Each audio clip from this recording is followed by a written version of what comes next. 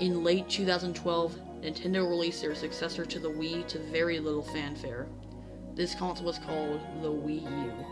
It was a console that could use the old Wii remotes, but could also use this new gimmick controller, the gamepad. Because of its name and use of the old console's controllers, a lot of people thought it was just an add-on for the Wii. That, combined with its bad marketing and third-party support about as good as the virtual failure, caused the Wii U to struggle more and more until it was finally discontinued in early 2017. It was around this time that Nintendo would announce their new console, the Nintendo Switch.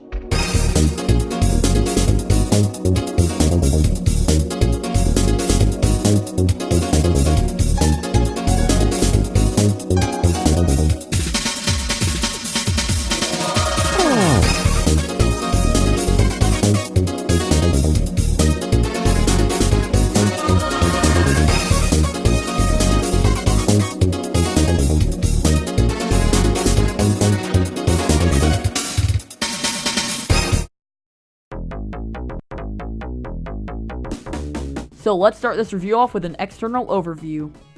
Starting with the bottom, there is a USB-C port, which I actually really like a lot. Not only is USB-C the port that's going to be used a lot in the future, but there are a lot of modern laptops that use it, like my MacBook Pro, so basically you can use that charger on your Nintendo Switch as well. Also on the bottom we have a kickstand, which, well, I'll get into that later. And under that is a Microsd slot, which is definitely very important because this thing does not have a lot of storage on it. On the top, we have your cartridge slot and your obsolete headphone jack. Haha, get it? I made fun of Apple. The Joy-Cons are small, but comfortable. The shape of them are very smooth, and the button placement is almost perfect. And I say almost for a reason, because the right joystick seems to rest on my hand in a weird way. You can also use one Joy-Con on its own, which feels weird at first, but you'll get used to it eventually. The left Joy-Con also has a capture button. This is not only used to take screenshots, but even 30-second replays. While the capture quality is not very good at all, it's still very cool nonetheless. So you have a super cool 420 bladed MLG trick that you want to see again? Well, you can. There's also the Joy-Con grip, which I have to say is one of the most underrated controllers I've ever used. Seriously, this thing is really comfortable.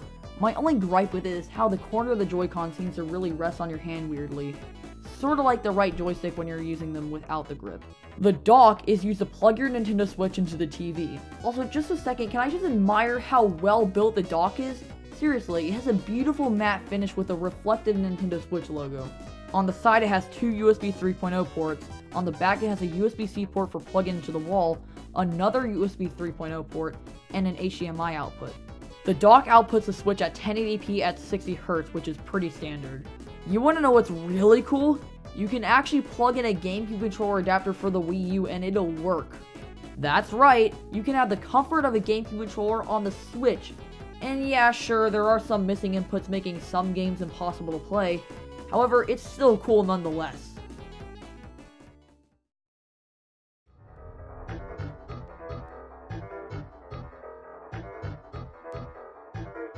Of course, the most important part of any console are the games, and oh boy, the Switch has got it all. So let's go over some of my favorites. First, but certainly not worst, is Zelda Breath of the Wild. I love this game as much as everyone else does. The gameplay is awesome, the graphics are unique and beautiful, and, well, what else can I say that hasn't already been said about this game? Also, I just wanted to mention, this is not in the script, I just want to mention, but, like, I just wanted to show you this. It says, answer the call right here. I don't know why, I played the game, but I don't even know why it says that. Oh, my phone's ringing. Hold on. Hello? Next up is Sonic Mania. Okay, I know I'm cheating a little bit because this is not a Switch exclusive, but this is my video, so as someone who strongly prefers Mario over Sonic, I have to say this might actually be one of my favorite games of all time. This game has some of the most detailed and fluid sprites I've ever seen in a platformer. The gameplay is so faithful to the original Sonic games, and oh yeah, that music.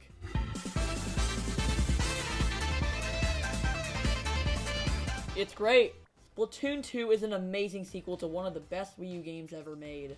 It basically does whatever the original did good and boosts it to absolute perfection. So I bet when Nintendo Network service shuts down, I guess there's no more use of this game. Or a sequel! Well, you got it, 11-year-old me. You got it.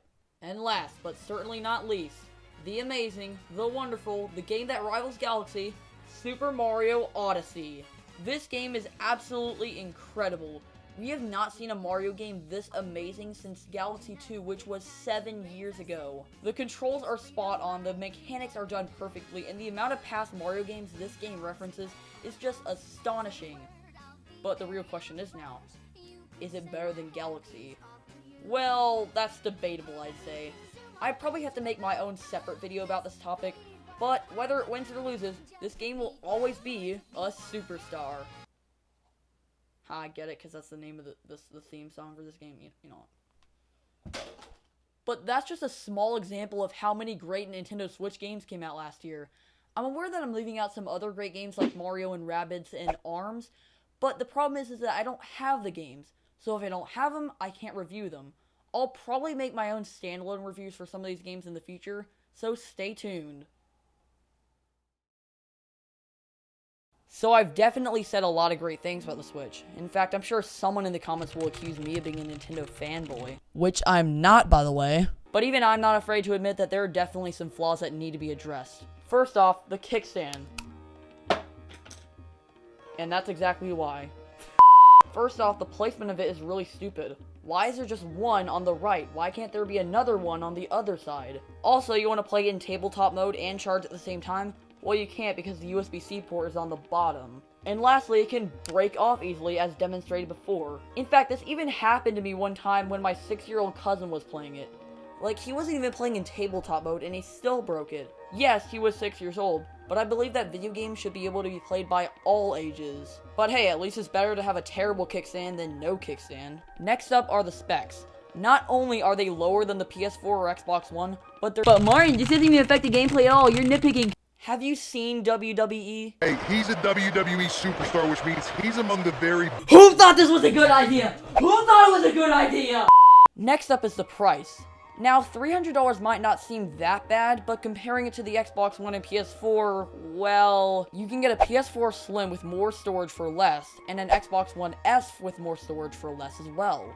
Oh yeah, and the Joy-Cons are $80. That is absolutely outrageous. And the Pro Controller is not much better either. It's $70. I also want to mention that in about a year from now, this point will be completely irrelevant because the Nintendo Switch's starting price is $300. So I'm pretty sure that about a year from now, the Nintendo Switch's price will be lowered to $250 or even $200. And also, the starting price is actually less than the Xbox One or PS4. So for now, it definitely is a con, but I'm pretty sure, again, in a couple years, it won't be. Lastly, there are too many ports. This is not a huge issue, but it would be nice if we had more original games. Mario Kart 8, Rayman Legends, Pokken Tournament, Shovel Knight, Bayonetta 1 and 2, Donkey Kong Country Tropical Freeze. None of these games are bad, far from it. It's just that they're all ports of games that a lot of people have already played. It's fine to have a couple ports, but this is just a little bit too much. And at this point, I can only hope Smash Bros. Is an original game. What else can I say that I and many other people haven't already said about it? The Nintendo Switch is without a doubt the biggest 180 any company has ever pulled in the industry. Nintendo went from being bad to just breathtaking. In the first year alone, the Switch has already contained 3 of my favorite games of all time, has outsold any recent console in their first year, and has already outsold the Wii U's overall units. And again, all 3 of those are in its first year. Now that is something to be proud of. Because of that, I'm giving the Nintendo Switch a 9 out of 10.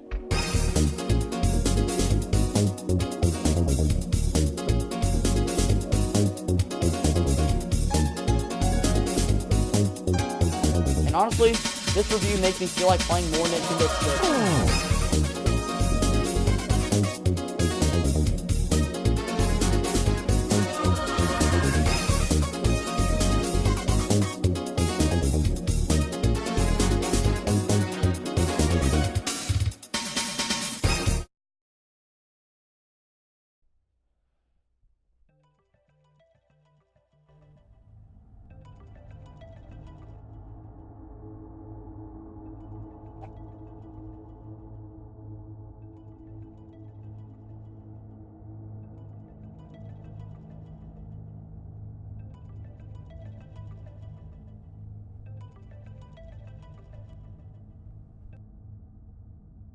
Hello?